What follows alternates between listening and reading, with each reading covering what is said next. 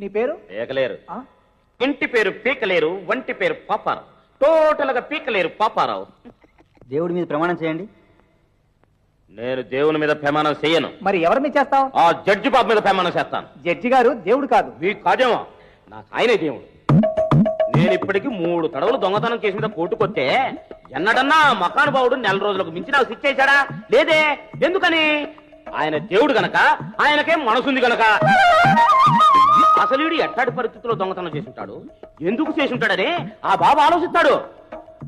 అంతేకాదు, వాడు బుజ్జి బద్ద కోసం చిన్ని దొంగతనం చేసి ఉంటాడు.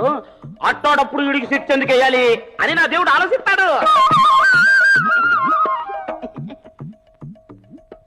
మూర్తి గారు ఇంకేమైనా ప్రశ్నిస్తారా? లేదు యువర్ ఆనర్, ఇతను ఆర్టుకి దండం పెట్టి కూర్చుంటున్నా. ముద్దాయి పాపారావు నేరం అంగీకరించినందున అతనికి 29 రోజుల సాధారణ జైలు శిక్ష విధించడమైనది. చూసారా అంతే. నెల రోజుల శిక్ష ఎప్పుడు ఏడా మకానుభావుడు. అందుకే నాకు దేవుడు